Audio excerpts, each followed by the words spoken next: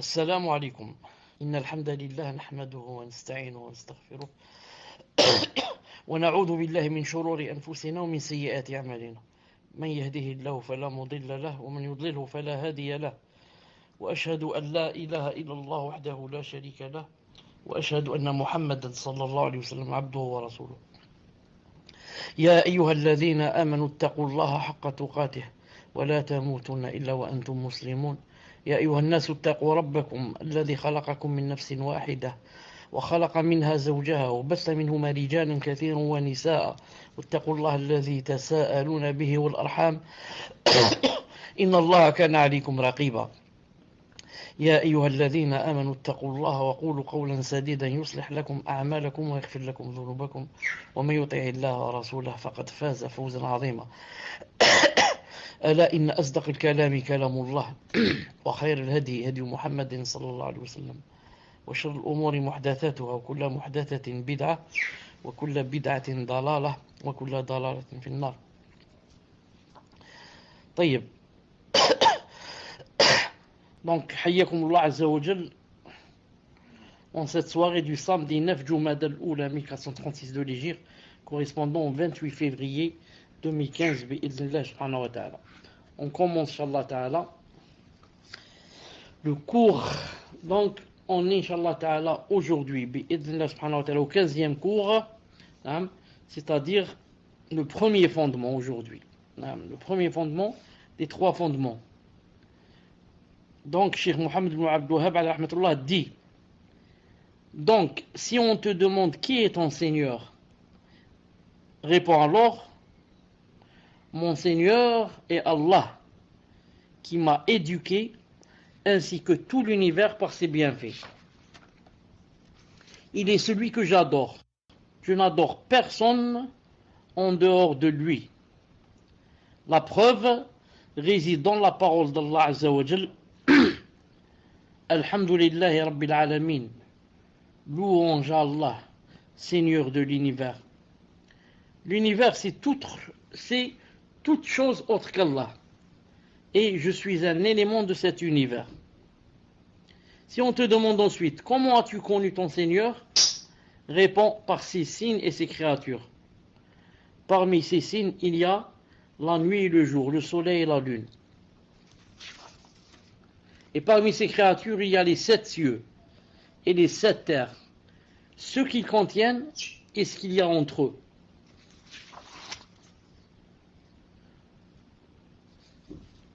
Et la suite, al-muhim. Aujourd'hui, on va s'arrêter, inshallah ta'ala, là. Donc, on revient, inshallah ta'ala, au premier fondement. Donc, lorsqu'il a dit, donc, si on te demande qui est ton Seigneur, réponds alors: mon Seigneur Allah, qui m'a éduqué, ainsi que tout l'univers par ses bienfaits. Donc, lorsque Mohammed ibn Abdul Wahhab rahmatullah a dit, si on te demande qui est ton Seigneur, Cheikh ibn Uthaymin rahimahullah dit, c'est-à-dire qui est ton Seigneur, la durée de vie est préparée et acte des subsistances. C'est ça ce qu'il veut dire ici par qui est ton Seigneur, c'est-à-dire qui est ton Seigneur, qui t'a créé, prescrit la durée de ta vie et la subsistance. Il a dit: réponds alors, mon Seigneur, Allah subhanahu wa ta'ala, Allah azza wa jal, qui m'a éduqué, ainsi que tout l'univers par ses bienfaits. Ainsi que tout l'univers par mes bienfaits.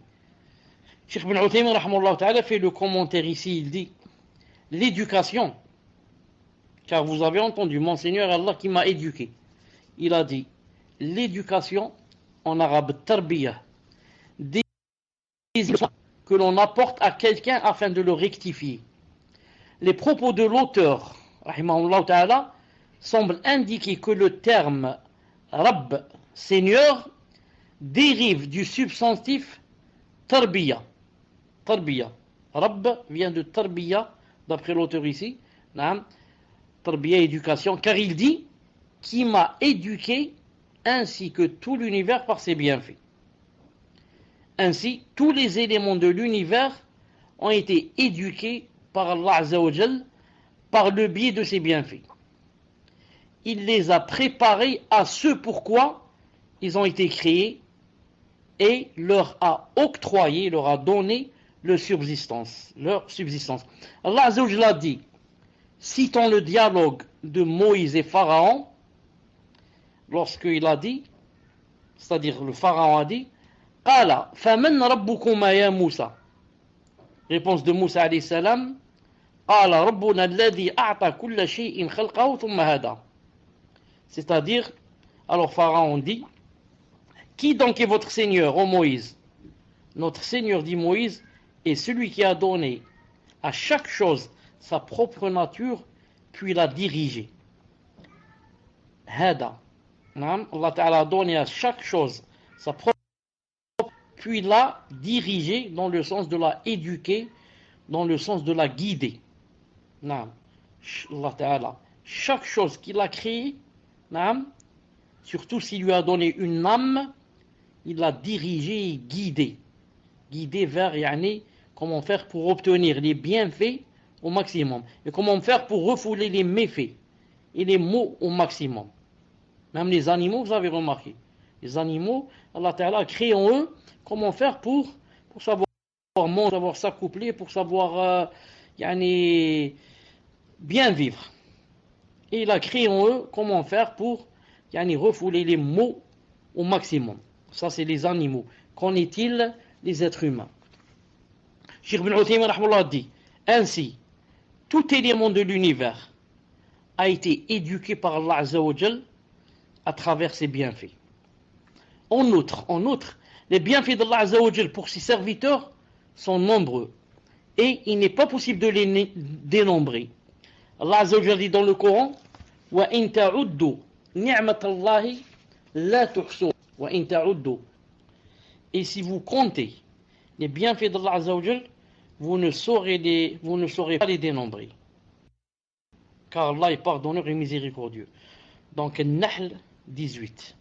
Si quelqu'un va essayer avec le computer de compter les bienfaits et les ni'mas d'Allah Azza wa Jal, il ne pourra pas. Il ne pourra pas tellement les bienfaits sont nombreux bi'idhnillahi ta'ala.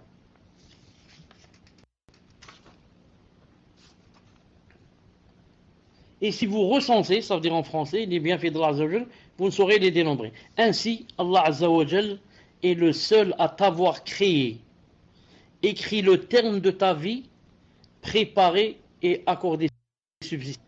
Il est donc le seul digne d'adoration. Il est donc le seul digne d'adoration. Ensuite, Cheikh Mohammed ibn Abdul Wahhab dit, il est celui que j'adore. Je n'adore personne en dehors de lui. Il est celui que j'adore. Hors de lui. J'adore, je n'adore personne en dehors de lui. Cheikh Ibn Ahmed dit, c'est-à-dire que c'est lui que pour lui que je fais preuve d'humilité, en me soumettant à lui, en l'aimant et en le glorifiant. Ce qu'il m'ordonne, et je délaisse ce qu'il m'interdit. Je n'adore rien d'autre si ce n'est lui. Allah Azza wa Jalla dit dans le Coran, وَمَا أَرْسَلْنَا مِنْ قَبْلِكَ مِنْ رَسُولٍ إِلَّا نُوحِي إِلَيْهِ إِلَّا أَنَا فَاعْبُدُونِ. Naam, écoutez, Cheikh Ibn Uthaymin lorsqu'il a dit ici, c'est-à-dire que c'est lui que j'adore. Naam, ça veut dire adorer. C'est pas adorer quelque chose qui se trouve dans le cœur. Il dit j'adore, ça suffit. Le cœur ne suffit pas, c'est une condition mais ne suffit pas. Il a dit, ça veut dire que c'est pour lui que je fais preuve d'humilité. En me soumettant à lui. Voilà l'adoration, je me soumets à lui. Je fais preuve d'humilité envers lui. Je dois l'aimer. En le glorifiant. C'est pas terminé. Je fais ce qu'il m'ordonne. Et je délaisse ce qu'il m'interdit. Après tout cela, je n'adore rien d'autre si ce n'est lui. Car il est possible que je fasse tout cela, mais en même temps, yani, j'adore un autre que lui. Je vais chez un mort et je lui dis donne-moi des enfants. Il a dit malgré cela, je n'adore rien d'autre si ce n'est lui. Ensuite, il a cité le verset et nous n'avons envoyé avant toi aucun messager à qui nous n'ayons révélé, dit, c'est-à-dire point de divinité en dehors de moi, adorez-moi donc. Naam. Donc quand il dit ici point de divinité en dehors de moi, shadun la ilaha illallah, ça ne va pas s'arrêter aussi ici. C'est-à-dire j'atteste avec mon cœur qu'il n'y a point de divinité qui mérite l'adoration en dehors d'Allah. Et, naam, je me dis ça suffit, j'ai le cœur et je l'ai dit avec ma langue, ça suffit. Mais Allah Ta'ala, qu'est-ce qu'il a dit? Adorez-moi donc. Adorez-moi donc. Allah Ta'ala, naam, ne t'a pas créé pour que tu dises seulement cette phrase et que tu fasses ce que tu veux. Mais il voudrait que tu dises cette phrase dans ton cœur, avec ta langue, et que tu l'adores. Naam. Que ça devienne réalité. Que ça devienne une réalité. Il a cité ensuite un autre verset où Allah Azza wa Jalla dit وَمَا أُمِرُوا إِلَّا لِيَعْبُدُوا اللَّهَ مُخْلِصِينَ لَهُ الدِّينَ حُنَفَاءَ وَيُقِيمُوا الصَّلَاةَ وَيُؤْتُوا الزَّكَاةَ وَذَلِكَ الدِّينُ الْقَيِّمُ. Naam. Bayina, verset numéro 5. Il ne leur a été ordonné cependant que d'adorer Allah Azza wa Jalla, lui vouant un culte exclusif, d'accomplir la salat et d'acquitter la zakat. Et voilà la religion de droiture. Et voilà la religion de droiture.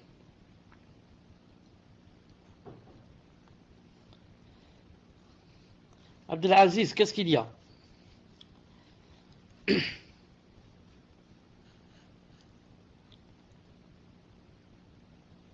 Abdelaziz,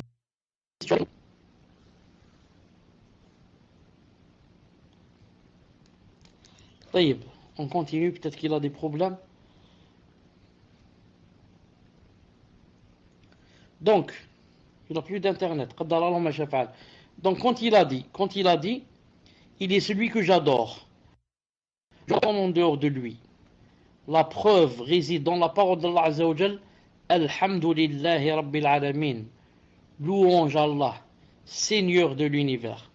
Cheikh Ibn Uthaymin rahimahullah commente en disant, pour prouver le fait qu'Allah Azza wa Jal est l'éducateur de toute la création, l'auteur s'est appuyé sur la parole d'Allah Azza wa Jal.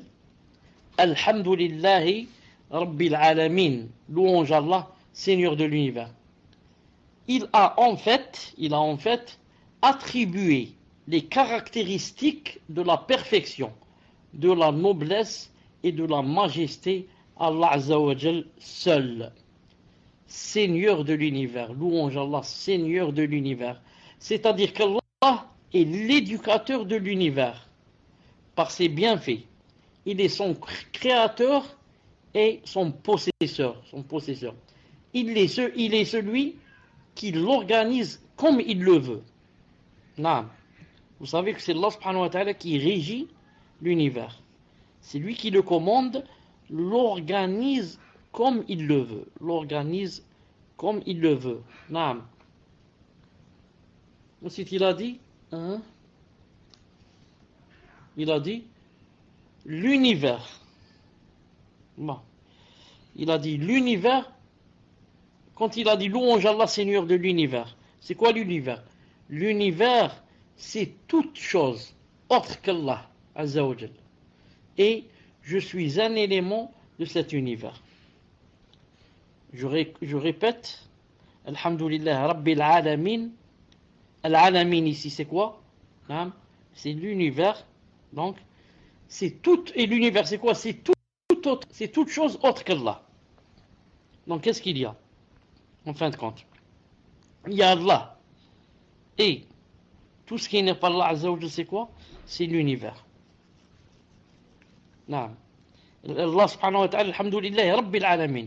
C'est le Seigneur de tous les mondes.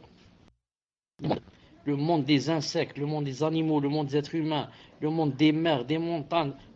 Toutes ces choses sont des mondes. Allah subhanahu wa ta'ala est Seigneur des mondes.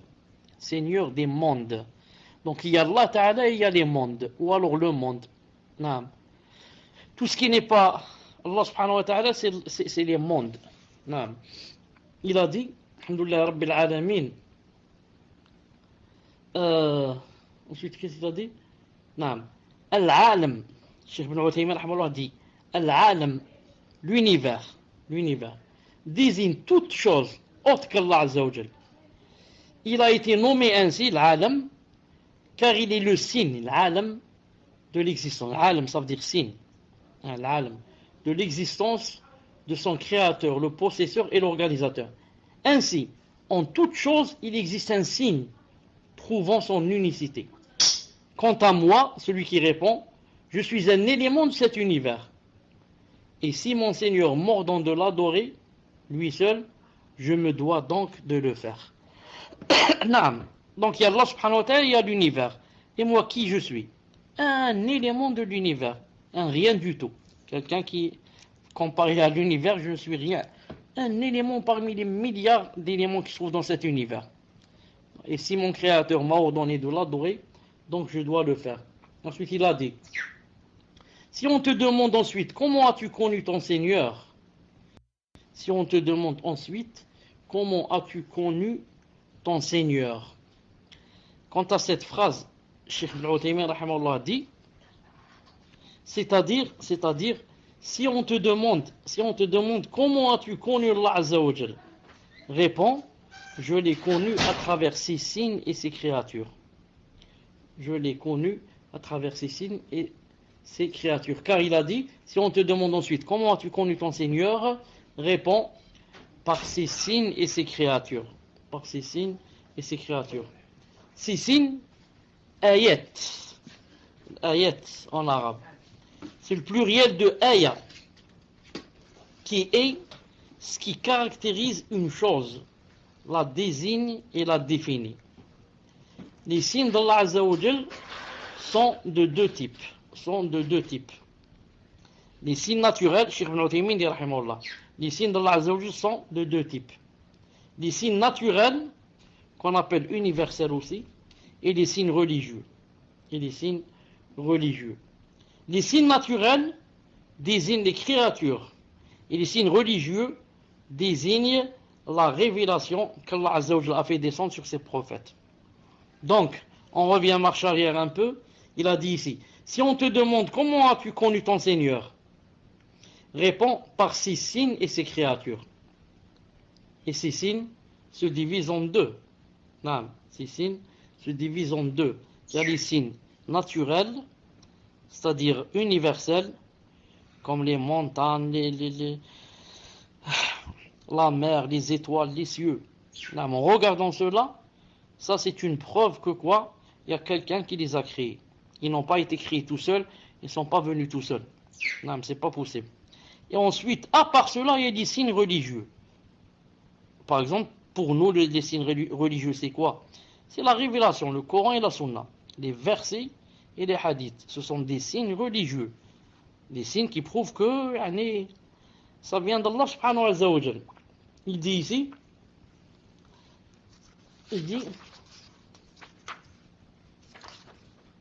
Cheikh Mohammed Abdul Wahhab dit, dans le Matn, il dit, avant cela, il a dit, Cheikh Ibn Uthaymin dit, par conséquent, lorsque l'auteur, rahimahullah ta'ala, parle de ces signes et ces créatures, il s'agit de la conjonction d'un terme spécifique, les créatures, après un terme général, les signes, ce qu'on appelle en arabe, atf al-khas al-am. Si l'on désigne par le terme signe, les signes naturels et religieux. Dans le cas où l'on désigne seulement les signes religieux, il s'agit alors de la conjonction de deux termes différents et distincts. Quoi qu'il en soit, on connaît Allah Azza wa Jal par ces signes naturels qui sont ces créatures, qui sont donc ces créatures remarquables, conçues de façon merveilleuse et avec une sagesse profonde. Ça, il parle des signes quoi? Des signes naturels et des signes universels. Il a dit, on connaît Allah Azza wa Jal par ces signes naturels qui sont quoi? Ces créatures remarquables, conçu de façon merveilleuse et avec une sagesse profonde. Une sagesse profonde. Non.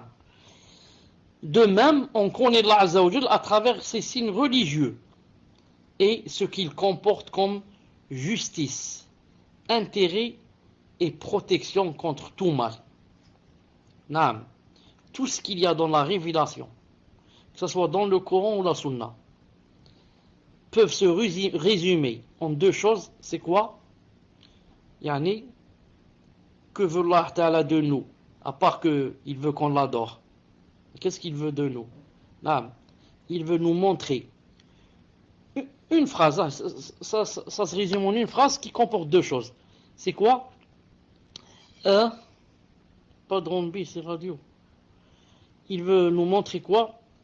Tout ce qui est, yani, nous aider à rapporter vers nous tout ce qui est bénéfique et nous aider à refouler de nous tout ce qui fait mal. Naam. Jalbul manafi' wa daf'ul mafasid wal madar. Nous, pourquoi on vit? C'est quoi notre but? De s'attirer. Naam.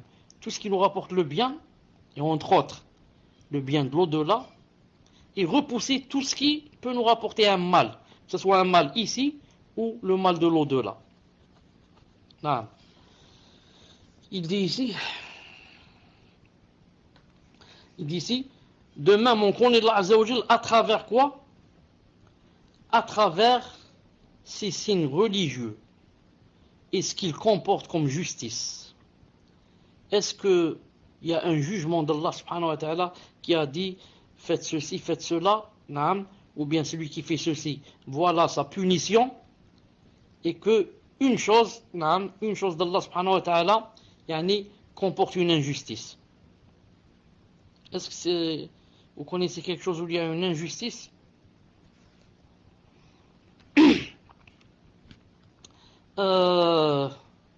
Même certains, par exemple, qui essayent de trouver dans certains jugements, ahkam, de Allah subhanahu wa ta'ala ou de son prophète, une injustice, jamais ils ne pourront.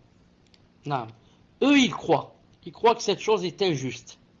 Pourquoi? Parce que ce sont des juhal, qui connaissent rien de l'islam, rien de la sharia, rien de maqasid de sharia. Mais si jamais ils étaient des savants ou avaient la science, ils auraient compris que jamais une injustice vient d'Allah Ta'ala ou de son prophète. C'est pour ça qu'Allah Ta'ala a dit Inni harramtu dhulma ala nafsi. Je me suis interdit l'injustice à moi-même. Moi qui peux faire tout ce que je veux, personne n'a le droit de me demander pourquoi tu fais cette chose, et je me suis interdit l'injustice. Si j'avais voulu, j'aurais pu faire l'injustice, personne n'a le droit de me dire pourquoi. Malgré cela, je me suis interdit l'injustice. Comment se fait-il que quelqu'un qui se soit interdit l'injustice, à lui-même, nous descende des choses qui sont injustes? Non, c'est impossible. Certains juhal, par exemple, ça c'est un exemple, c'est tout. Certains juhal disent, regardez, par exemple en islam, quand ils volent, par exemple, c'est sa main qui va être punie. S'il vole, ce qu'il vole, vous savez que on lui coupe sa main. S'il a volé, avec des conditions, bien sûr, et qu'il n'a pas d'excuse. Ils ont dit, pourquoi quand il fait la zina, pourquoi, c'est pas, la punition ne va pas se limiter aussi à son membre.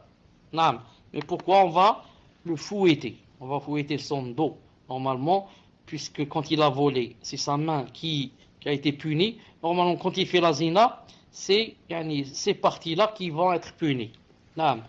Et ils disent donc ça rentre un peu dans l'injustice de le frapper sur son dos de façon à ce que tout son corps soit puni. Ça, c'est des juhal qui disent comme ça. Des juhal. Parce que un enfant saurait répondre et dire en fait, quand il vole, c'est sa main qui a volé. Son corps n'a rien ressenti avec sa main. Par contre, quand il fait la zina, c'est tout son corps qui a ressenti le plaisir. Ce n'est pas seulement les parties intimes. Pas du tout. Les parties intimes, c'est un sabab, une cause, pour avoir ressenti le plaisir. Mais c'est tout le corps qui a quoi? Qui a ressenti le plaisir. On commence des cheveux jusqu'à descendre aux ongles de ses orteils. Il a senti le plaisir dans toutes ses parties. C'est pour cela que la punition, donc, va englober tout le corps, et pas seulement les parties intimes. Il a dit ici, protection contre tout mal. Ensuite, il a cité un verset, pas un verset, il a dit, et en toute chose, il existe un signe indiquant qu'Allah est unique. Et en toute chose, il existe un signe indiquant qu'Allah est unique. C'est vrai, en toute chose. Si la personne va quoi? Va méditer, va trouver que il y a des signes en toute chose qui indiquent qu'Allah subhanahu wa ta'ala est unique et c'est lui le créateur, le seul. Donc Mohammed Abdou et parmi ces créatures, il y a les 7 cieux et les 7 terres, ce qu'ils contiennent et ce qu'il y a entre eux. Et parmi ces créatures, il y a les 7 cieux et les 7 terres, ce qu'ils contiennent et ce qu'il y a entre eux. Cheikh Mohammed bin Uthaymin rahmahullah ta'ala dit, en commentant cela, il dit, tout cela fait partie des signes d'Allah Azza wa Jal qui prouvent la perfection de son omnipotence, de sa sagesse et de sa miséricorde. Ainsi, le soleil est l'un des signes d'Allah Azza wa Jal. En effet, il se déplace, le soleil, il se déplace d'une façon ordonnée et merveilleuse depuis qu'Allah Azza wa Jal l'a créé jusqu'au jour où Allah Azza wa Jal décrétera la fin du monde. Et c'est ce jour-là que le soleil va changer de direction et venir de quoi? Se lever de l'ouest. Se lever de l'ouest. Sinon, il n'a jamais fait ça. Jamais le soleil ne s'est levé du couchant. Jamais on a vu ça.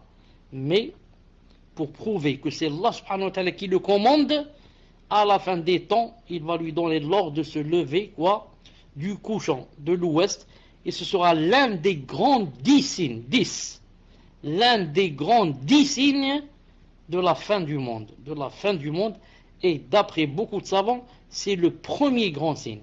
C'est le premier grand signe. Sûrement que ce jour-là, lorsqu'il se lèvera de l'ouest, je ne souhaite pas être vivant ce jour-là. Et j'imagine un peu comment seront les gens ce jour-là. Étonnés, qu'est-ce qui s'est passé? Et alhamdoulilah, comprendront, savent que ça on le savait depuis longtemps. Mais les kuffars qui s'étonnent de toutes choses, ils voient seulement l'éclipse, ils s'étonnent, ils commencent à photographier au lieu de dire c'est quoi ça, en essayant de comprendre côté din et religieux. Non, eux c'est côté tourisme, côté je ne sais quoi. المهم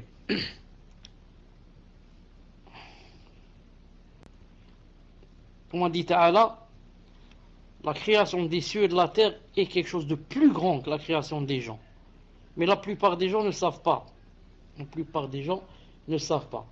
المهم, ce que je voulais dire ici, lorsqu'il a dit, ainsi le soleil est un des signes d'Allah Azza wa Jal. En effet, il se déplace d'une façon ordonnée.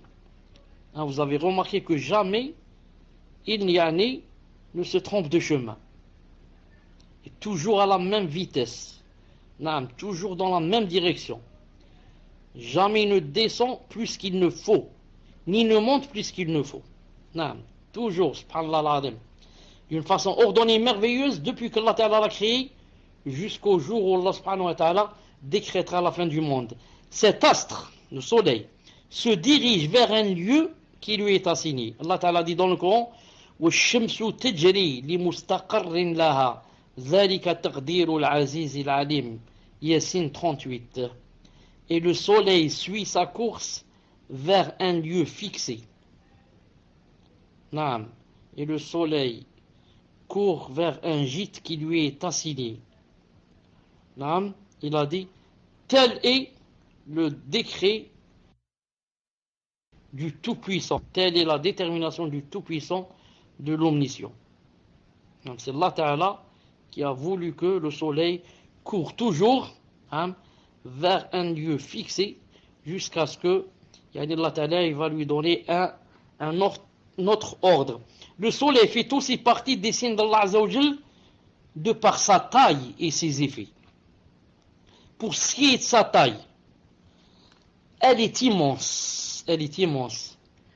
Quant à ses effets, on compte ce qu'en tirent les corps, les arbres, les rivières, les mers et autres comme intérêt. Ça, le soleil, ce n'est pas seulement bénéfique pour nous, même pour les arbres, même pour les plantes. Est-ce qu'une plante peut vivre sans le soleil? Pas possible. Pour les animaux, les rivières, les mers et autres comme intérêt.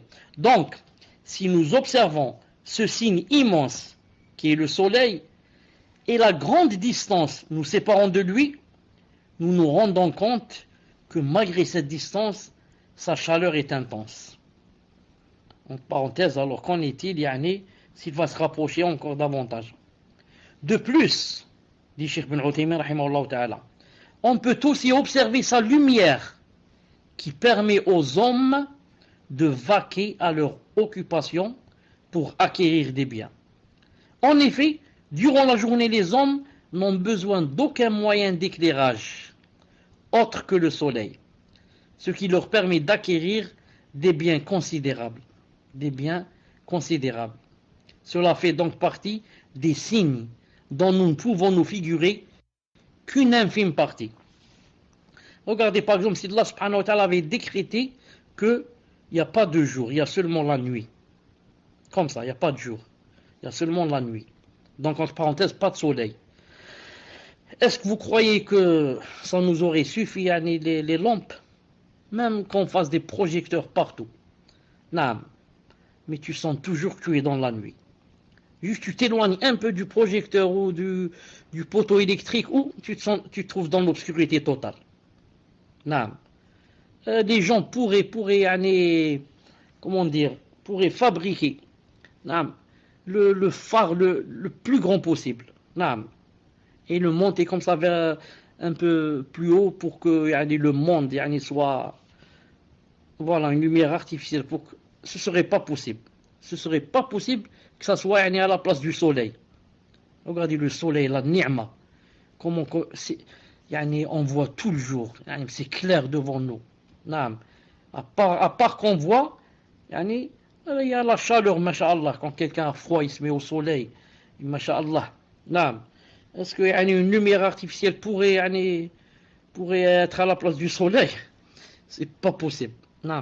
Allah Ta'ala, ensuite, Cheikh bin Uthaymin Ta'ala dit de la même façon, la lune fait partie des signes d'Allah Azza wa Jal.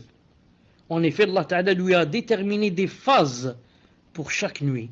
Il a dit dans le Coran وَالْقَمَرَ قَدَّرْنَاهُ مَنَازِلَ حَتَّى عَادَ كَالْعُرْجُولِ الْقَدِيمِ Yassine 39.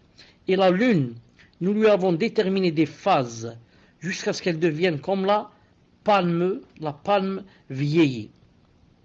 Donc pour le soleil, il a dit, nous lui avons décrété un gîte, comme il a dit tout à l'heure, et pour, c'est-à-dire, nous lui avons fixé une course vers un lieu fixé pour le soleil. Par contre, par rapport à la lune, il a dit, nous lui avons déterminé des phases. Elle n'a pas le même trajet que le soleil. Elle a des phases qu'elle doit traverser jusqu'à, pour qu'on sache les jours et les mois, etc., et les années, jusqu'à ce qu'elle devienne comme une palme vieillie. Cheikh Rahimahullah dit, la lune apparaît petite dans un premier temps, puis elle grandit progressivement jusqu'à devenir pleine, pour ensuite diminuer et retourner à son état initial. Cette évolution est comparable à celle de l'homme, qui est créé faible, puis ne cesse d'augmenter en force, et ensuite retourne à la faiblesse. Subhanallah al-Azim, comme la lune, et comme l'être humain. Ensuite, vous savez que la lune a beaucoup de bienfaits aussi sur nous et sur le monde. Et sans elle, Vraiment, je ne sais pas si ce monde pourrait vivre normalement sans la Lune. Non. Même elle a un grand rôle aussi par rapport à la mer, par rapport à ce qu'on appelle le flux et le reflux. La marée haute et la marée basse. Vous savez que la marée haute et la marée basse, c'est en fonction de la Lune. Les marées, non, s'il n'y avait pas de marée, la mer toujours n'aurait pas bougé. Ensuite, Ibn Uthaymin dit gloire donc à Allah, le meilleur des créateurs. Je voudrais juste ajouter une chose ici, une seconde, je voudrais ajouter une chose. Comme ça. Non.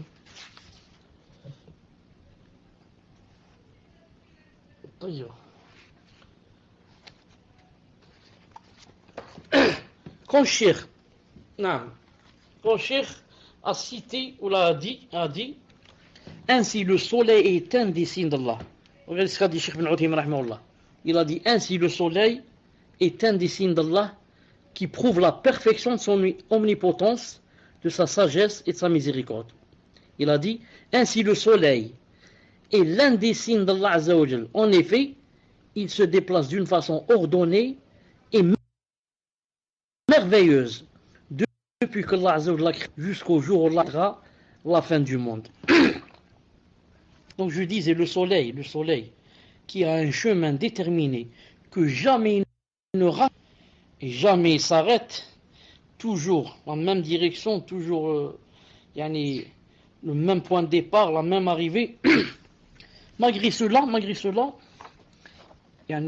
on a un hadith authentique du prophète sallallahu alayhi wa sallam qu'il y a un prophète qui s'appelle Yusha ibn Nun, qui a demandé au soleil de s'arrêter une fois. Et le soleil s'est arrêté. Ce hadith, je vais vous le citer en arabe. J'avais pas eu le temps de traduire en français. Je vais essayer de le traduire simultanément bi'idhnillah subhanahu wa ta'ala. Donc c'est le hadith numéro 3000. Attendez pour que le hadith reste toujours et ne monte pas. Attendez, je dois faire un petit réglage ici. Pas de défilement automatique. Donc d'après Abi Hurayra radiyallahu ta'ala anhu, que le prophète sallallahu alayhi wa sallam a dit,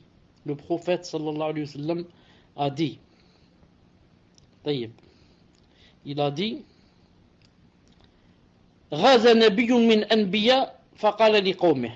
Il a dit qu'il y avait un prophète parmi les prophètes qui est allé faire le djihad, pour le visage d'Allah subhanahu wa ta'ala. Alors il a dit à son peuple bien sûr, ce sont ceux qui l'ont suivi pour aller avec lui au djihad. Qu'est-ce qu'il leur a dit? Il leur a dit لا يتبعني رجل ملك بضع امرأة وهو يريد أن يبني بها. Maintenant, il va s'adresser à ceux qui vont partir avec lui et il va leur dire il y a 3 sortes de gens, 3 sortes d'hommes, je ne voudrais pas qu'ils me suivent. Je ne voudrais pas qu'ils partent avec moi à la guerre. Donc, qu'ils restent chez eux. Il a cité le premier. Il a dit, le premier, رجل ملك بضع امرأة وهو يريد أن يبني بها ولما يبني بها. Il a dit, la première catégorie qui ne doit pas me suivre et aller avec moi à la guerre, c'est un homme qui a déjà fait l'aqd religieux, avec son épouse, mais n'a pas encore consommé le mariage. Il a dit celui-là qu'il ne vienne pas avec moi. Et le deuxième, ولا أحد بنى بيوتا ولم يرفع سقوفها. Et le deuxième qui ne doit pas me suivre, c'est quelqu'un qui a commencé à bâtir une maison. Ensuite, n'a pas encore construit le plafond. Il a construit la base, par exemple, il a bâti la base, il a bâti les murs à droite et à gauche, mais il n'a pas encore bâti le plafond, c'est-à-dire que il ne puisse pas encore y habiter. Et le troisième qui ne doit pas me suivre aussi, il a dit ولا أحد اشترى غنما أو خلفات وهو ينتظر wiladaha. Naam. Il a dit, et encore ne doit pas me suivre aussi quelqu'un qui a acheté par exemple des moutons ou des vaches, naam, et ce qu'il a acheté comme animaux, ce sont des femelles qui sont en grossesse. Naam. Il a dit qu'il est en train donc d'attendre yani, qu'elle donne des bébés. Naam. Qu'elle donne des nouveau-nés. Il a dit ces trois personnes, bi'idlillahi ta'ala, qu'ils ne me suivent pas, qu'ils ne me... Je crois, Allah ta'ala alim, que vous avez compris pourquoi ces trois personnes ne doivent pas le suivre. Naam. Ismail Jazairi, tu as compris pourquoi ces trois ne doivent pas le suivre? Est-ce que tu as compris pourquoi? Ismail, est-ce que tu as compris pourquoi ces trois personnes ne doivent pas le suivre?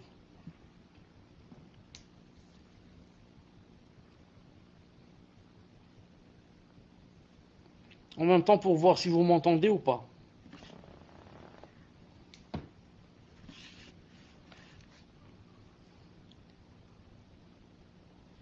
Est-ce que Ismail est avec nous? Est-ce que Ismail est avec nous? Taïb. Normalement. Malish. Donc j'ai été occupé comme vous avez expliqué. Malish. Fauzi, est-ce que tu sais pourquoi ces trois ne doivent pas partir avec lui? Tu étais occupé. Désolé. Abdelaziz ibn Adam, est-ce que tu sais pourquoi ces trois, ils doivent pas aller... Il leur a dit de ne pas aller avec moi au djihad. Pourquoi?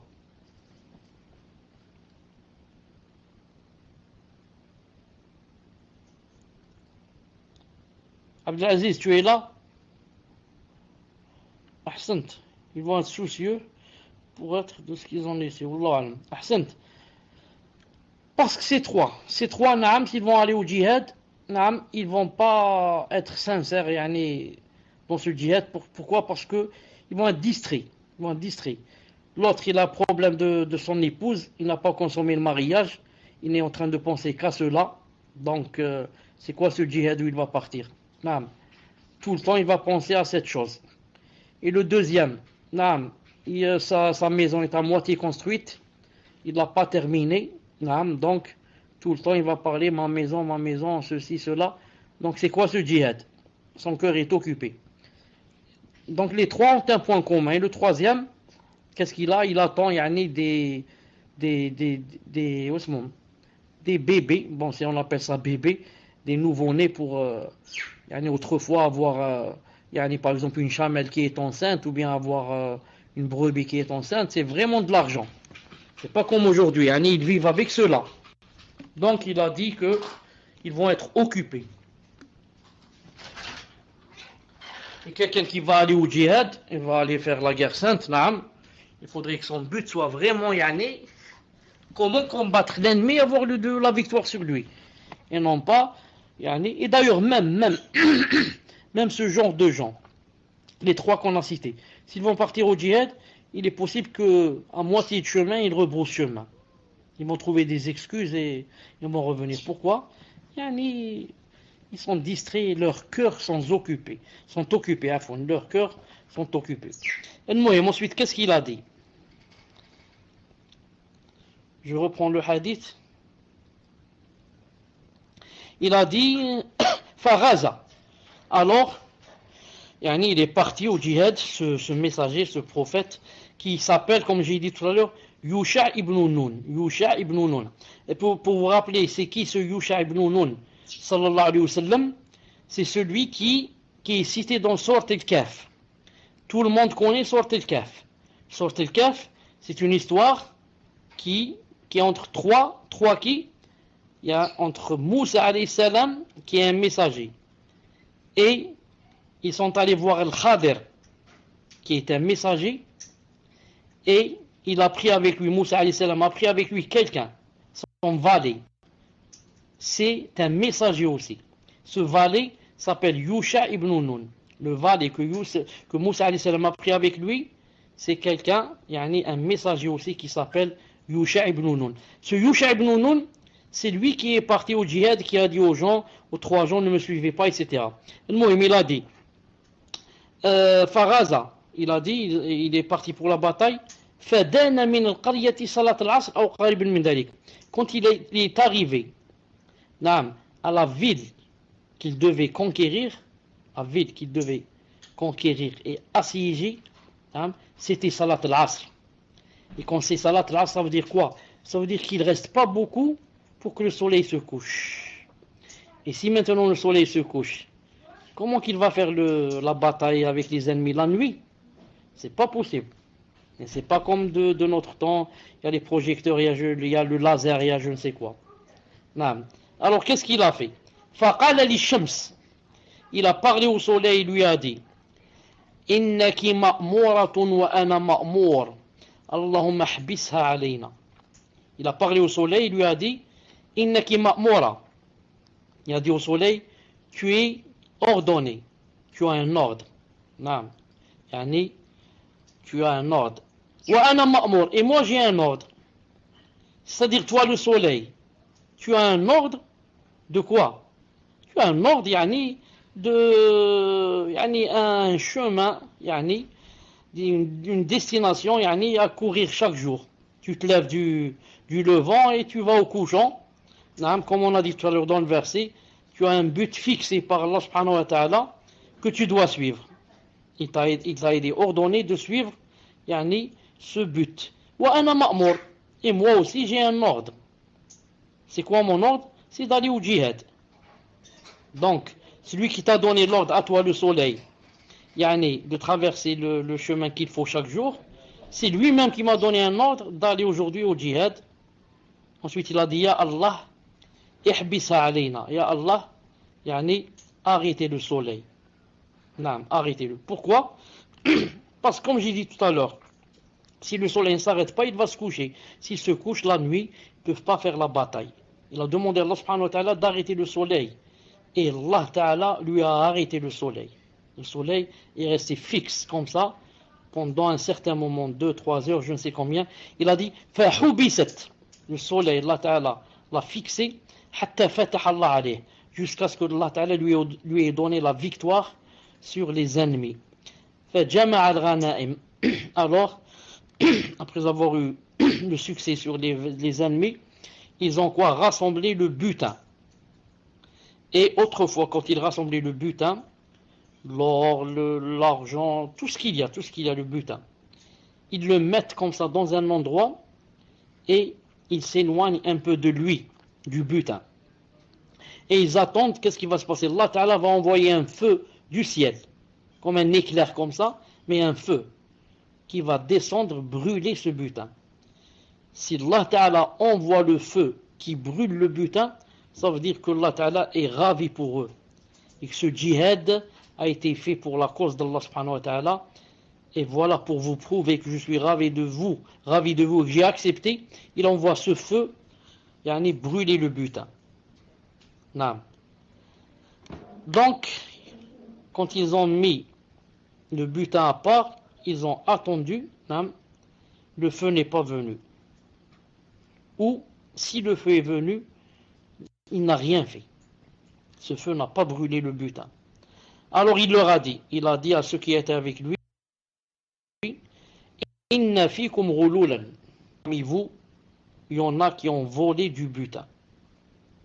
Donc si quelqu'un a volé du butin, ça veut dire que Allah Ta'ala n'est pas ravi de nous. S'il n'est pas ravi de nous, donc ou bien il n'a pas envoyé le feu, ou bien le feu qu'il a envoyé n'a pas brûlé le butin. Donc, conclusion, Allah Ta'ala n'est pas ravi de nous. Alors il a dit, parmi vous, il y a des voleurs.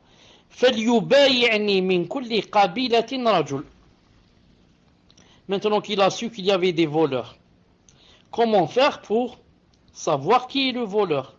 Comment faire? Si c'était de nos jours, on va faire l'enquête. On va faire l'enquête, les inspecteurs de police et je ne sais quoi. On va venir faire les empreintes et photographier et je ne sais quoi. autrefois c'était comment? Et par rapport à un prophète. Donc comment qu'il va faire? Il a dit, je lis en arabe, فَلْيُبَايِعْنِي مِنْ كُلِّ قَبِيلَةٍ رَجُلٍ. Il a dit, de chaque tribu, ce sont des tribus qui sont parties avec lui. La tribu de X, de Y, de Z. Il a dit de chaque tribu que vienne me tendre la main, le chef de la tribu. Donc s'ils étaient 10 tribus par exemple, il a demandé à 10 hommes de venir lui serrer la main. Il a dit فَلَازِقَتْ يَدُ رَجُلٍ بِيَدِهِ. Quand les personnes, moi je suppose, c'est un exemple, c'est tout. Je dis par exemple 10, il y avait 10 tribus. Donc 10 chefs de tribus sont venus lui serrer la main. Parmi les 10 qui lui ont serré la main, entre parenthèses, moi j'ai dit 10, peut-être 20, peut-être 30, peut-être 5, Allah alam.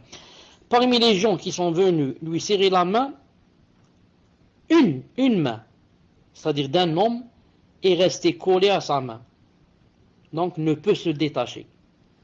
Donc il a dit à cet homme, il lui a dit, dans ta tribu, il y a les voleurs.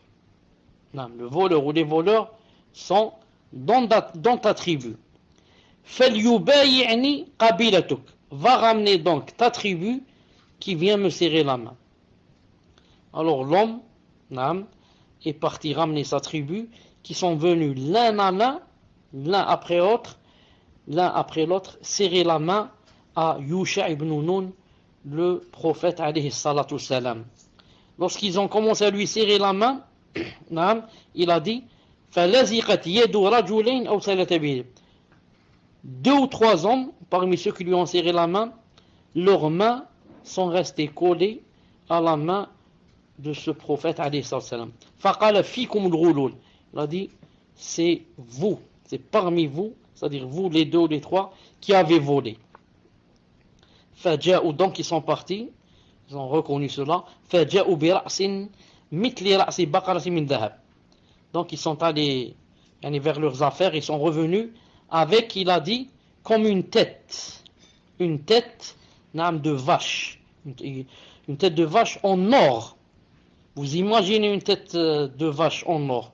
Une tête de vache, vous savez que elle pèse au moins peut-être 30, 40, 50 kilos. Non, si vous voyez combien est immense la tête de la vache. Donc en or, ils l'ont ramené.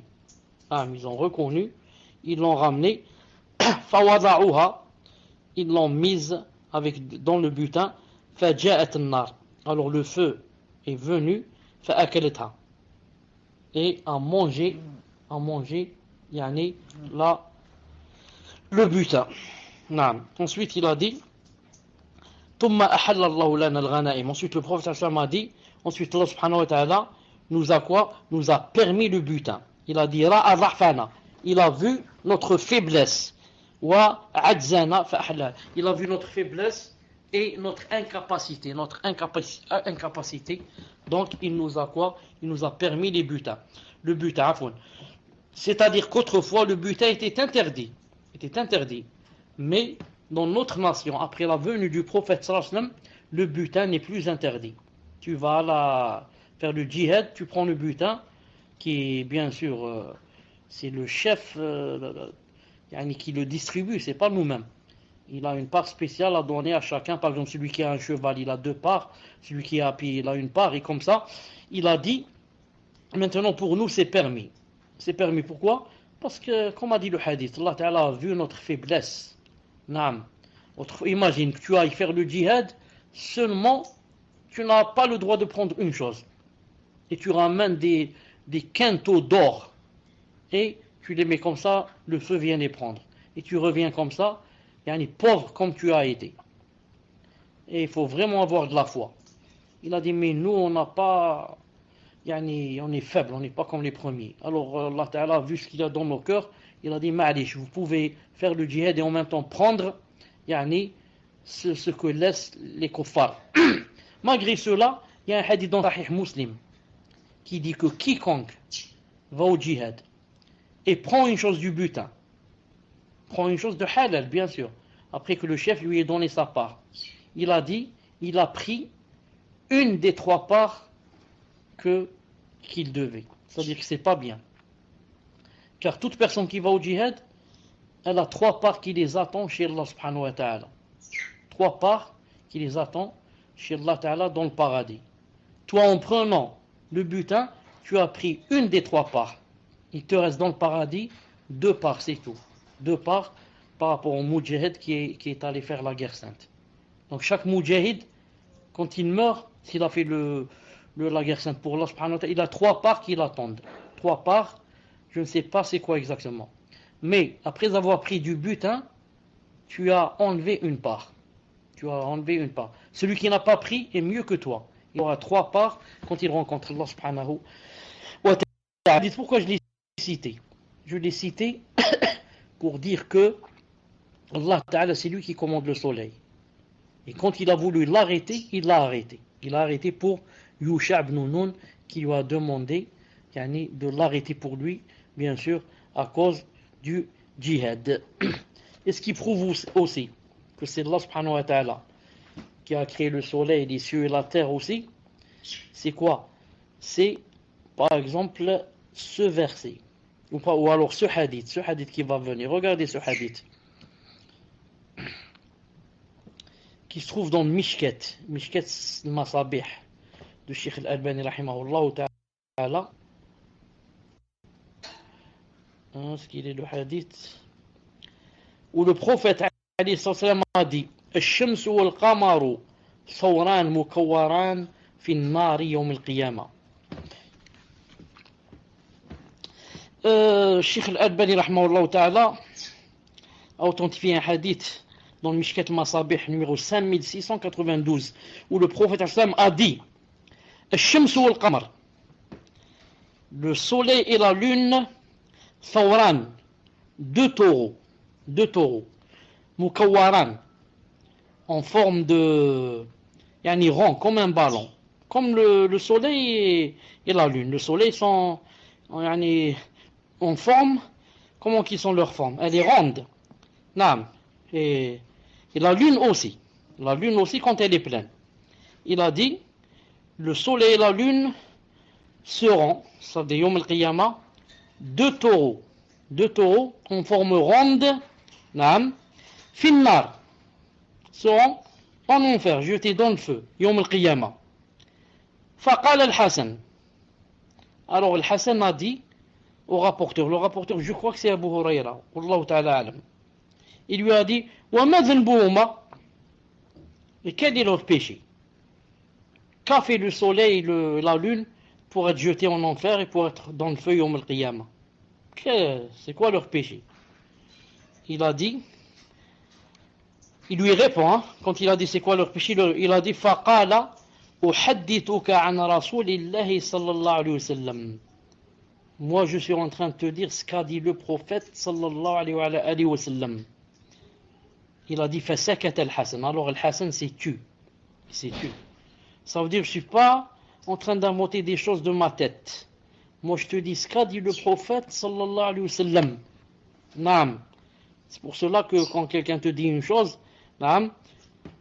plutôt quand on dit une chose du prophète ou bien de la charia, ou bien on connaît c'est quoi la sagesse, ou bien on connaît pas.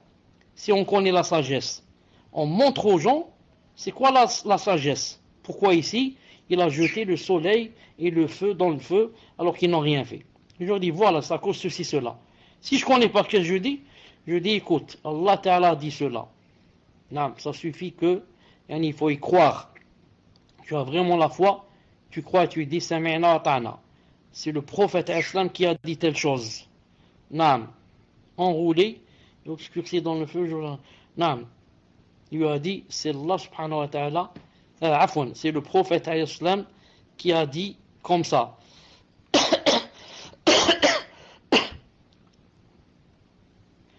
Abdelaziz, il faut désactiver quelque chose qui est dans ton programme. Il faut désactiver quelque chose qui est dans ton programme. Al-Muhim. Il faut aller à annonce. Et désactiver bi'idhnillahi ta'ala. قال إبراهيم إن الله يأتي بالشمس من المشرق فبهت الذي كفر والله لا يهدي القوم الظالمين. نعم. جزاك الله خيرا. Ensuite, il y a une chose. طيب, pourquoi Allah Ta'ala va jeter le soleil et la lune en enfer Yawm al-Qiyamah? Il n'a pas expliqué pourquoi. Mais sûrement il y a des raisons. Peut-être, Allah Ta'ala alam. Regardez ce verset qui va venir. Peut-être qu'il va nous aider, bi'idhnillahi ta'ala. Regardez ce verset. Allah Ta'ala a dit Innakum wa ma ta'buduna min dunillah hasabu jahannam antum laha waridun. Ensuite il a dit لو كان هؤلاء آلهة ما وردوها وكل فيها خالدون. L'Anbiya 98-99. Ce qui donne en français vous serez vous et ce que vous adoriez en dehors d'Allah type de l'enfer, vous vous y rendrez tous. Naam. Vous serez vous et ce que vous adoriez en dehors d'Allah le combustible de l'enfer, vous vous y rendrez tous. Il y a des gens qui dans cette vie adoraient le soleil, d'autres, Allah Ta'ala quand il va les jeter en enfer, le soleil et la lune, les autres comprendront que ce ne sont pas des dieux. La preuve, si c'était des dieux, ils ne seraient pas en enfer. C'est pour ça qu'Allah Ta'ala a dit, après ce verset, il a dit si ceux-là étaient vraiment des dieux, ils n'y rentreraient pas. Et tous y demeureront éternellement. Voilà. Si ceux-là étaient vraiment des dieux, ceux que je viens de jeter maintenant en enfer, si vraiment ils étaient des dieux, des divinités, ils n'y rentreraient pas. Est-ce que quelqu'un peut mettre Allah subhanahu wa ta'ala dans le feu? C'est pas possible.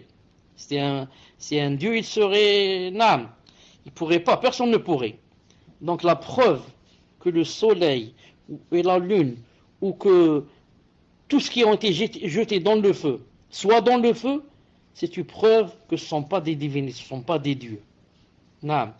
Donc il est possible que Allah Ta'ala jette le soleil et la lune. Pourquoi? Pour qu'ils sachent que ce ne sont pas des dieux. Et Khatabi rahimahullah dit le sens du fait qu'ils soient tous deux dans le feu ne signifie pas qu'ils seront châtiés, mais cela afin que ce soit un reproche pour ceux qui leur ont voué une adoration dans la vie d'ici-bas, pour qu'ils sachent que le culte qu'ils leur ont voué est faux. Jazakallahu khayran. Jazakallahu khayran. Ensuite, il y a aussi autre chose. Le fait qu'ils soient dans le feu, certains ont dit, ça coupe. Le fait qu'ils soient dans le feu, ça ne veut pas dire que le fait d'être dans le feu, ça veut dire que tu vas être puni, que tu vas être brûlé.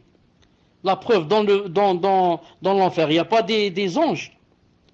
Il y a des anges qui s'occupent de l'enfer et qui punissent, etc. Et est-ce que les anges vont être brûlés? Ils ne vont pas être brûlés, pourtant ils sont en enfer.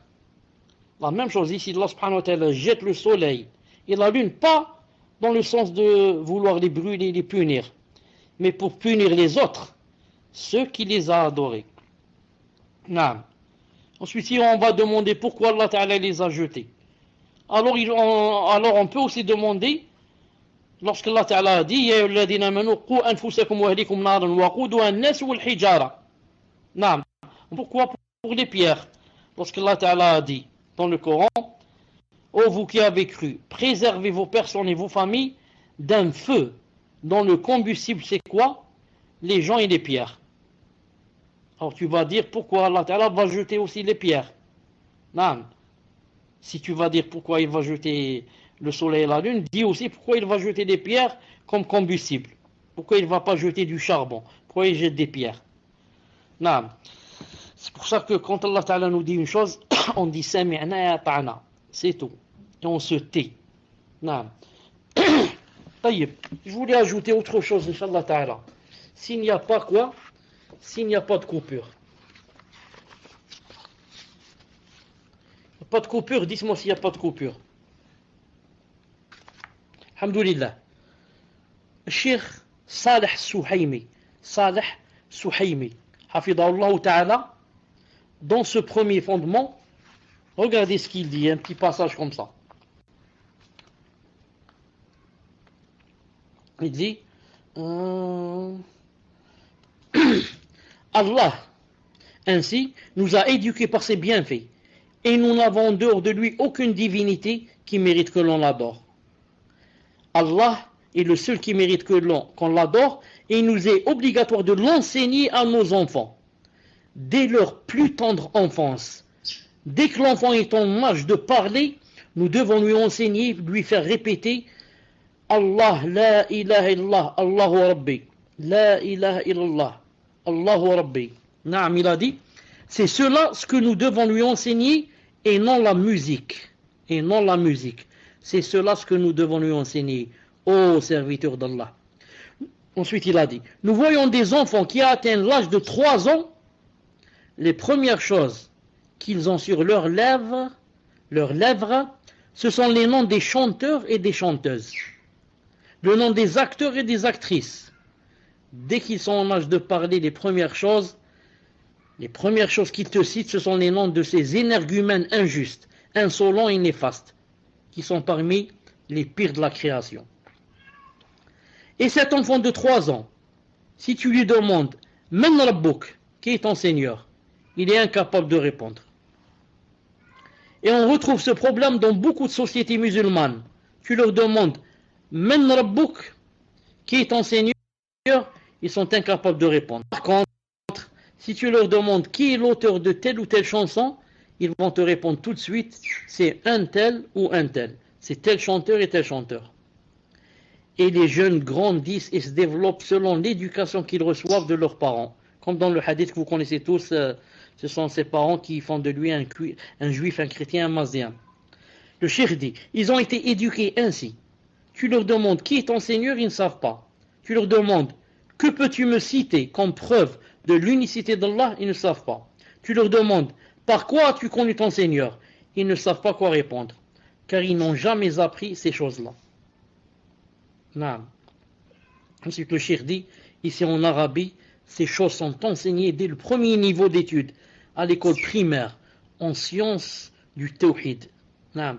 Les premières choses qui sont enseignées, qui est ton Seigneur? Quelle est ta religion? Qui est ton prophète? Ces 3 notions sont enseignées à l'école primaire en Arabie. Non. Par Allah, la plupart des pays musulmans, ces choses ne sont pas enseignées. D'autant plus que les enseignements religieux ne sont pas comptabilisés scolairement. Ils n'ont pas d'impact sur la scolarité. L'enseignement religieux étant considéré comme une matière secondaire. Et ceci est dû au fait qu'ils sont éloignés, qu'ils ont éloigné la religion de l'État. Ils ont séparé l'État de la religion. Ainsi, il est possible qu'un jeune sache, écoutez, ainsi, il est possible qu'un jeune sache qui est Napoléon, qui est Maradona. Il est possible qu'il connaisse les stars du football, les stars de la chanson, les stars de la débauche. Par contre, si tu lui demandes Men Rabbouk, Madinouk, Men Nabiouk, par Allah, il est possible qu'il ne sache pas quoi répondre. Il nous a été rapporté le cas d'un étudiant diplômé dans un pays musulman. Il lui fut demandé de lire le début de la sourate Al-A'raf. Au lieu de dire Alif Lam Mim Sad, il a dit Al-Mas. C'est-à-dire il a lu ça comme un mot. Alif Lam Mim Sad Al-Masu. Pareil pour sourate Maryam. Au lieu de dire Kaf Haya Ain Sad, il a dit Kahay'as. C'est-à-dire qu'il a lu ces lettres comme étant un seul mot. Naam. Alors qu'il est connu à toute personne qui a un minimum de connaissances religieuses que ces lettres doivent être lues séparément, vu qu'elles ne composent pas un mot. Et la cause de tout cela, c'est qu'à la base, cette personne était loin de la religion. Cependant, si tu l'avais interrogé sur le nom de tel ou tel chanteur arabe ou occidental, il n'aurait eu aucun souci à te les citer. Il aurait été capable de te les citer un à un. Aussi, il nous est obligatoire d'enseigner à nos enfants, dès leur plus jeunes âges, Men Rabbouk, Ma Dinouk, wa Men Nabiouk, wa Men Nabiouk. Il a dit, dès que les enfants sont en âge d'ouvrir les yeux, on leur présente tel ou tel chanteur ou chanteuse, tel ou tel acteur ou actrice. Et dès qu'ils sont en âge de parler après papa et maman, les premières choses qu'on va les entendre dire, ce sont les noms de ces chanteurs et de ces chanteuses, les noms de ces acteurs et de ces actrices, ceux qu'on appelle les artistes. Al-Fannanoun, Al-Fannanoun. En arabe, le terme artiste, fannan. Et ce terme a deux significations, fannan. Ça veut dire l'une des deux choses. Fannan peut signifier soit un artiste ou soit un nan. En arabe, quand tu dis fannan, ça veut dire ou bien artiste ou bien an. Fannan est le synonyme de himar, un nan. Et il nous dit, ces gens, ces artistes sont de vrais ânes. Ces chanteurs, ces chanteuses, ces acteurs, ces actrices sont de vrais ânes. Et l'âne est mieux qu'eux, meilleur qu'eux, car l'âne a une utilité. On peut le monter pour se déplacer. On peut même charger un fardeau dessus. Il peut porter des charges. Comme a dit Allah Ta'ala dans le Coran, il a dit وَالْخَيْلَ وَالْبِغَالَ وَالْحَمِيرَ لِتَرْكَبُوهَا وَزِينَةً وَيَخْلُقُ مَا لَا تَعْلَمُونَ. Et les chevaux, les mules et les ânes pour que vous les montiez et pour l'apparat. An-Nahl 8. Ainsi, on voit que les ânes, eux, ont une réelle utilité. Au contraire des ânes du show business, dont on ne tire aucun profit et qui ne sont d'aucune utilité. Ils ne portent aucune charge, au contraire des ânes et des mulets, et ce sont eux qui sont une charge et un fardeau pour les musulmans et la société. Au contraire, au lieu de prendre des charges, ce sont eux des charges. Naam.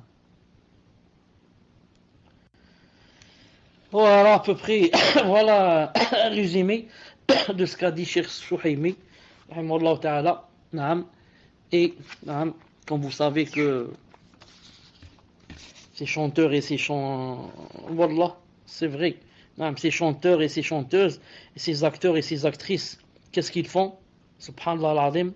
Donc ils remplissent le monde de choses batila, de perversité, naam, et de désobéissance, d'éloignement d'Allah subhanahu wa ta'ala, d'éloignement de la religion. Et le problème, c'est pas ça. Si ça s'arrête là, c'est quoi? Le problème ensuite, ils meurent. Ils meurent. Et ils laissent derrière eux quoi? Des montagnes de péchés qui travaillent pour eux. Quand tu apprends à quelqu'un une chanson, ensuite tu meurs. Tant que la personne reste et chante toujours ta chanson, c'est les péchés qui t'arrivent dans la tombe. Et celui qui a appris à l'autre, tu as appris à quelqu'un, et ce quelqu'un a appris à un deuxième, un troisième, et comme ça. Ça reste jusqu'à Yom al-Qiyamah, jusqu'à ce que ta chanson soit oubliée. La même chose, tu meurs et tu laisses des films. Tu laisses des films où tu es en train de te montrer peut-être, en train de faire des choses de haram. Ce que Allah Ta'ala a aimé. Quand il meurt, il laisse des livres de din. Il laisse des cassettes de din. Il laisse des masha'Allah, des rasa'il. Il laisse, pour que l'autre est mort et celui qui lit ce qu'il a laissé lui donne des hasanat. Cheikh Ibn Uthaymin, Cheikh Ibn Baz, les savants, Ibn Taymiyyah, regardez, ils sont maintenant dans leur tombe. À chaque fois que toi tu dis comme nous tout à l'heure on expliquait 3 fondements. On dit Cheikh Ibn Uthaymin a dit, Cheikh Ibn Uthaymin a dit, et subhanallah al-azim, les hasanat partent vers lui, dans la tombe. Et les anges lui disent, voilà, prends, on vient de parler, on vient de te citer, ce que tu as dit, comme ça, subhanallah al-azim. Comme dans le hadith, من سن في الإسلام سنة حسنة كان له أجرها أجر من عمل بها من بعده لا ينقص ذلك من أجورهم شيئا. Quiconque a laissé quelque chose de bon en islam, alors il aura net. Et tous ceux qui vont travailler avec, il aura comme eux, bi'idhnillahi ta'ala. Et le contraire, من سن في الإسلام سنة سيئة, et quiconque va laisser quelque chose de mauvais, il a été la cause ou un modèle pour quelque chose de mauvais, donc tous ceux qui vont travailler avec, il aura leur péché, a'udhu billah. Il aura leur péché, a'udhu billah. qu'Allah subhanahu wa ta'ala nous préserve, nous aide, naam, et nous, pour laisser quelque chose de bénéfique, laisser quelque chose qu'Allah ta'ala aime, naam, dont Inch'Allah ta'ala ses bienfaits nous viendraient dans la tombe et le jour de la résurrection. Naam. Demande Allah ta'ala qui nous aide tous. Et vous tous et vous toutes qui m'entendez. Il ne faut pas dire qu'il faut être savant pour laisser quelque chose. Il ne faut pas être savant. Tu achètes un mushaf, tu achètes un Coran. C'est cher un Coran, c'est combien? 5 euros, 10 euros. Tu le laisses dans la mosquée. Naam. Il travaille pour toi des centaines d'années jusqu'à ce que ce Coran soit brûlé ou bien n'existe plus. Naam. Tu participes à la construction d'une mosquée en donnant 2 euros, 3 euros. Naam. Elle va travailler pour toi jusqu'à ce que cette mosquée soit détruite. Combien peut rester une mosquée? Elle peut rester 1000 années, 2000, on sait combien. Naam. Sadaqa jariya. Ça, c'est pour les gens qui ont la foi et qui sont intelligents, doués d'intelligence, comme dit Allah Ta'ala dans le Coran, qui se préparent dès maintenant. Naam. C'est pas, ils ouvrent les yeux dans la tombe, voilà, oh, c'est trop tard, je suis mort. Ou là, ils voient l'ange de la mort, oh, c'est trop tard, je ne me suis pas préparé. Ya Allah, si vous pouvez m'accorder encore 2 ou 3 minutes. Et si tu accordes 20 ans, c'est trop tard. C'est trop tard, tu t'es pas préparé. Il t'a accordé 40, 50, 60 ans, tu n'as rien fait. Naam. Il t'a averti, il t'a dit attention, attention, prépare-toi, attention, sois pas distrait, ne t'endors pas, ouvre les yeux, regarde ce qu'il y a autour de toi. Lis le Coran, la Sunna. Attention, il y a un feu qui t'attend, il y a un paradis. Attention que tu ailles au feu, que tu délaisses paradis, attention. Attention que tu me rencontres en colère de toi. Et toi, tu joues, tu t'amuses, tu t'en fous éperdument. Ensuite, tu vas pleurer. Tu vas pleurer Yawm al-Qiyamah. Ça ne sert à rien. Subhanak Allahumma bihamdik, shahadu an la ilaha illa anta astaghfiruka wa atubu ilayk. On se rencontre, Inch'Allah ta'ala, dans un quart d'heure. Assalamu alaikum wa rahmatullahi wa barakatuh. Assalamu alaikum wa rahmatullahi wa barakatuh. Ok, donc première question d'une sœur. Arsanallahu ilaykum shaykhana. Je n'ai pas compris le nom du prophète qui a demandé à ce que le soleil s'arrête. Pourrait-on me l'orthographier s'il vous plaît? Barakallahu fikum. Tfadal Cheikh. D'accord, il s'appelle Youssef, Yusha ibn Nun. Je vais l'écrire en arabe et en français, Inch'Allah ta'ala. Naam, barakallahu fikum Cheikh. Et Fawzi, Akhi, si tu peux faire un copier-coller pour l'autre salon. Puisque cette question a été posée sur l'autre salon. Barakallahu fik. Alors, question suivante, cher. Étant donné que je n'ai reçu que 3 questions, cher, sur le cours, j'alterne donc une question sur le cours et une question. Faut juste, Fawzi, avant qu'il fasse copier-coller, tu écris le deuxième. Fawzi, le deuxième.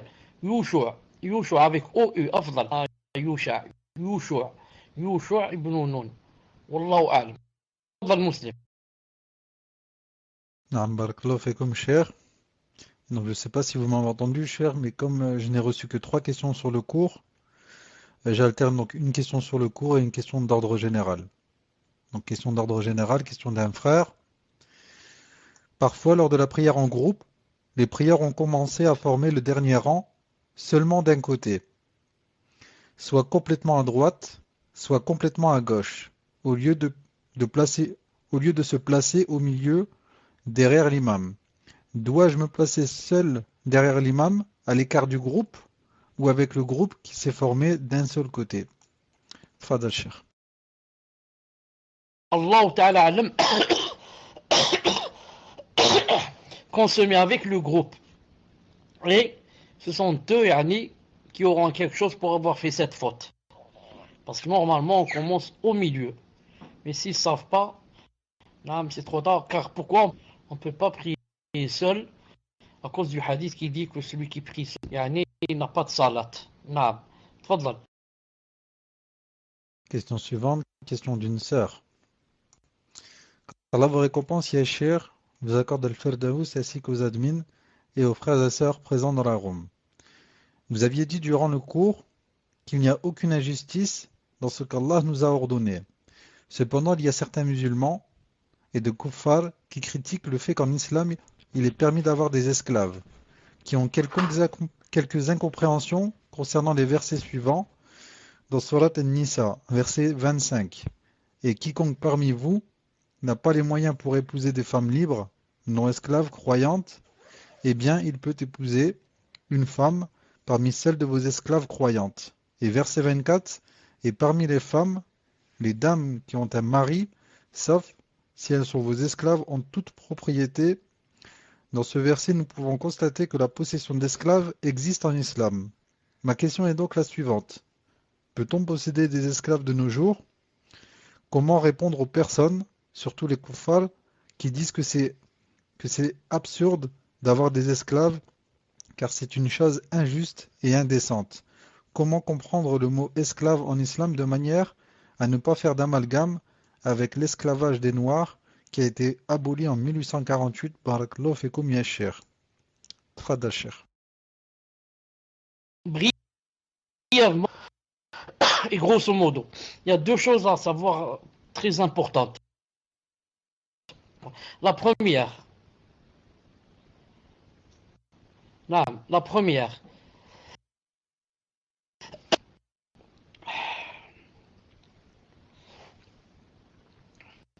est-ce que vous m'entendez?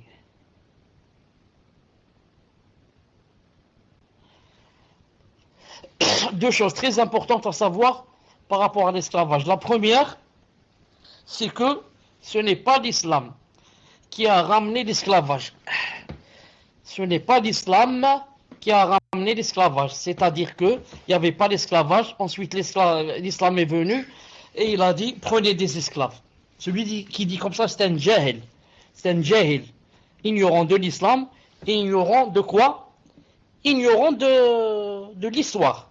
De l'histoire. L'esclavage existait bien, bien avant et il se trouve dans beaucoup, beaucoup de nations avant que l'islam ne soit venu. La première des choses. La deuxième des choses très importantes à savoir, c'est quoi? C'est que l'islam est venu en prônant et en exhortant à quoi? À libérer les esclaves. Les esclaves, c'est pas l'islam qui les a placés. Ils existaient. Et lui, il est venu, il a dit, libérer les esclaves. Celui qui libère un esclave a telle et telle récompense. Celui qui libère un esclave a ceci et cela. Naam. C'est pour ça qu'en islam, par exemple, en islam, si jamais, yani, tu te trompes seulement, tu lèves ta main sur l'esclave, il devient libre de lui-même. L'islam n'attend que quoi? N'attend que yani, comment faire pour le libérer. Si tu dis moi je l'ai acheté, je ne le libère pas, mais si jamais tu te trompes, tu lèves ta main sur lui, par exemple pour lui donner un coup, une gifle, il devient libre de lui-même. Et tout le monde connaît le hadith de Soulami. Muawiya ibn al-Hakam Soulami, radiyallahu ta'ala anhu. Qui quoi? Qui a giflé son esclave. Ensuite, il est allé se plaindre au prophète sallam. Il lui a dit, je l'ai giflé, en colère, et maintenant je ne sais pas ce que je fais. Le prophète sallam, qu'est-ce qu'il a dit à l'esclave? Une femme lui a dit, où est Allah? Elle a dit, dans le ciel. Il a dit, qui suis-je? Elle a dit, Muhammad Rasulullah. Il a dit, yani, affranchis-la. Affranchis-la. Elle est croyante. Donc pourquoi? Parce qu'il a frappé une gifle. Une gifle, elle devient libre. Al-Muhim. Voilà deux choses, yani, qu'il faut connaître en général. Alhamdoulilah, c'est pas l'islam qui a ramené l'esclavage, il existait avant, bien avant. Chez les chrétiens, chez les juifs, chez partout, c'est plein d'esclaves. Et l'islam, quand il est venu, au moins, yani, il a cet avantage d'avoir quoi? D'avoir exhorté les musulmans en âme à quoi? À affranchir les esclaves, bi'idnillahi ta'ala. Et dans le hadith qu'a cité ici Muslim, tome 3, page 127, quiconque frappe ou gifle son esclave doit expier cela par son affranchissement, rapporté par Muslim, alhamdulillah. Naam. Tfadal. Question suivante, cher. Question d'une sœur. Qu'Allah vous préserve et vous élève en degré, cher. Je suis converti et je vis chez mon père qui a un chien. Quand j'étais petite, c'est moi qui l'avais réclamé.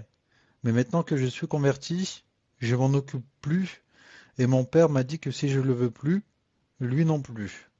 Et je dois les mettre sur un site pour le donner. Le problème, c'est qu'il est âgé de 10 ans et que rares sont les possibilités que quelqu'un veuille un chien de 10 ans. Et si je le mets dehors, mon père n'acceptera jamais. Le chien est pucé, donc si quelqu'un le retrouve, ils vont savoir qu'il nous appartient. Et mon père est quelqu'un de très nerveux. Et s'il apprend que je l'ai mis dehors, je n'ose même pas imaginer les problèmes et la colère que je vais avoir de sa part.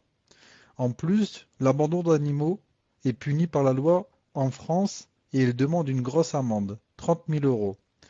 Et j'ai lu que ça peut aller jusqu'à 2 ans d'emprisonnement. Et la SPA est vraiment chère. Et ils sont souvent au couplet. Cher, je ne sais pas quoi faire. J'ai vraiment peur qu'Allah me diminue mes hasanats à cause de ce chien qui reste dans la maison. J'arrête pas d'en pleurer. Je ne sais pas quoi faire. Que me conseillez-vous? Barakallahu fikum. Tfadal, cher. Franchement, je n'ai pas de réponse pour dire comment qu'elle doit faire quelqu'un yani, ne veut plus d'un animal, par exemple.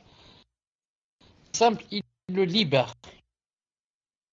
Le hadith pour la personne qui avait la chatte, ou il lui a pas donné à manger, il a dit que cette personne serait dans le feu. Pourquoi? Il a dit ni elle a donné à manger au chat, ni la libéré. Si elle l'avait libéré, elle aurait plus de mashakil. Mais, ça c'est la première chose. La deuxième, quand tu l'as ramené, bon, donc je saurai, je reviens, Inch'Allah.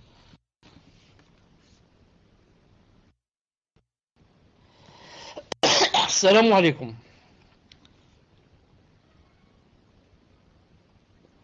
Fais sorte.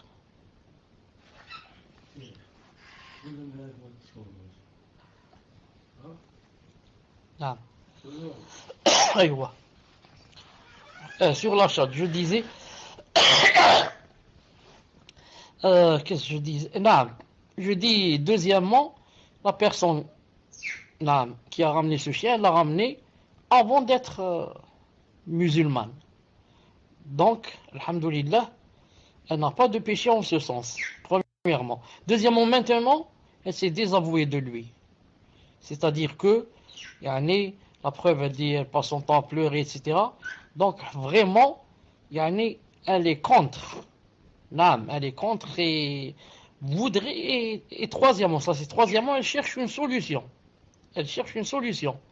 Donc je lui dis, Inch'Allah Ta'ala, tant que dans le cœur, tu n'as plus envie de ce chien et regretter ce que tu as fait, Alhamdulillah, les péchés, Inch'Allah Ta'ala, ne, ne, ne se marqueront pas, bi'idhnillah Ta'ala. Pour que le péché se marque, il faudrait que la personne, accepte la chose. Mais si elle se désavoue, elle est contre, et que reste la solution, elle n'a pas trouvé comment s'en débarrasser, Inch'Allah Ta'ala, que les péchés ne comptent pas. C'est comme une personne, par exemple, qui a, par exemple, disons une bouteille de vin avec elle, dans la maison. Mais il n'y a pas moyen comment se débarrasser de cette bouteille de vin. Par exemple, elle est dans un endroit haut. Il faudrait une échelle pour monter et l'enlever. Il n'y a pas d'échelle, il n'y a rien. Donc, est-ce que Allah Ta'ala va lui écrire que des péchés? Lui écrire des péchés si la personne est contente. Il dit, alhamdoulilah, j'ai une bouteille de vin et trouve du plaisir en cela. Une personne qui est contre et se désavoue et ne trouve pas de solution, Allah Ta'ala ne lui écrit pas de péché. Bi'idnillahi subhanahu wa ta'ala. Reste quoi?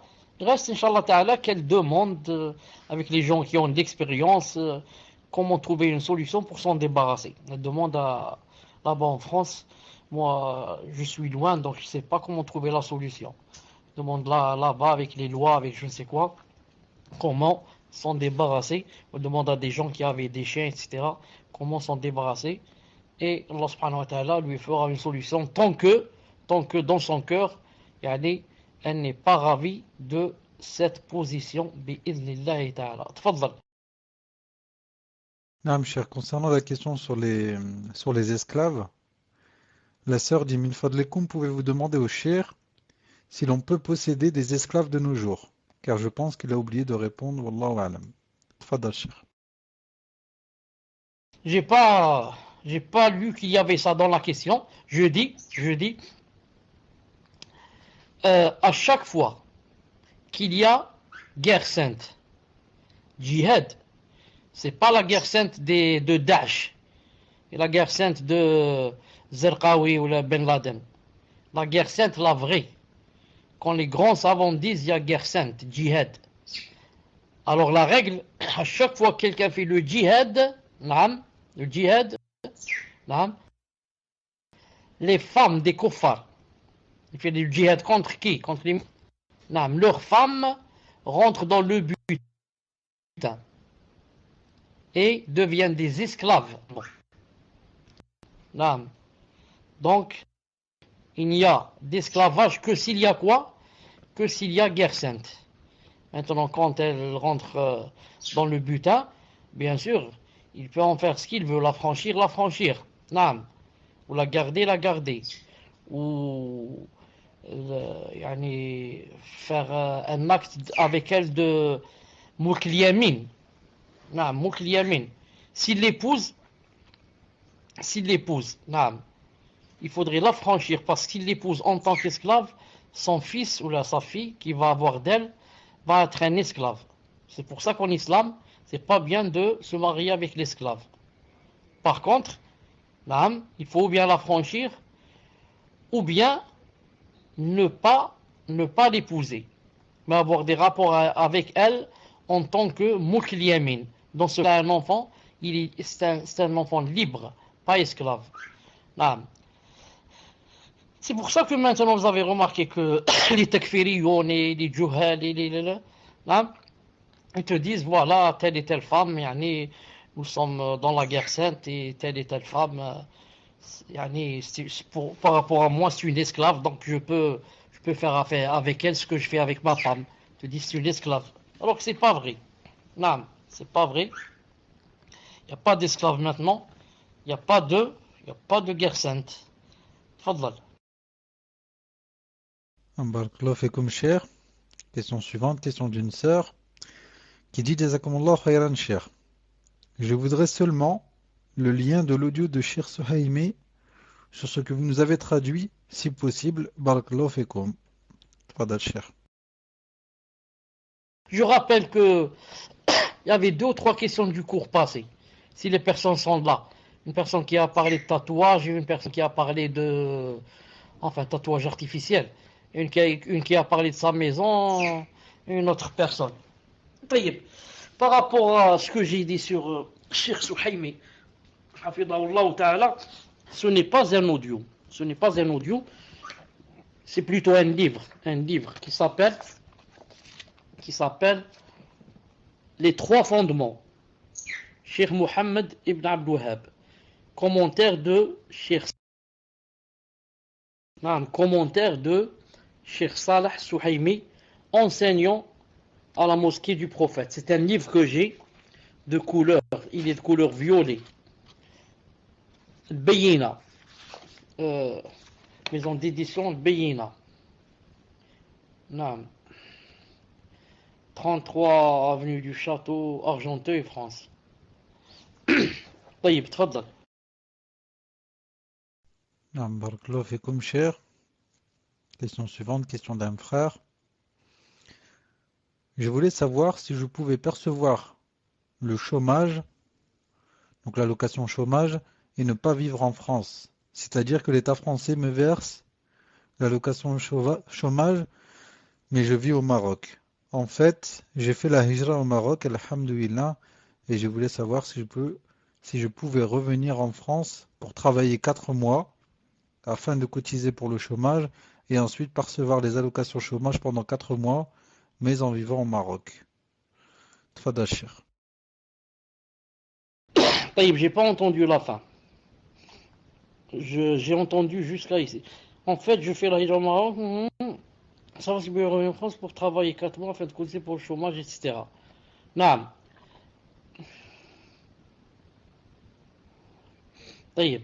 Quelqu'un qui a quitté le territoire français n'a plus le droit de prendre le chômage.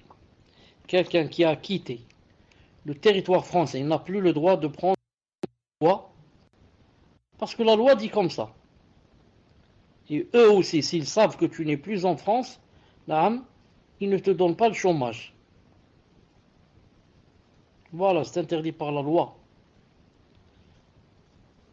Cheikh Al-Albani rahimahullah dit, quand quelqu'un est en France, s'il peut ne pas prendre le chômage, il y en a qu'il le fasse, pour qu'il ne vive pas sous la rahma, la miséricorde, d'un kafir.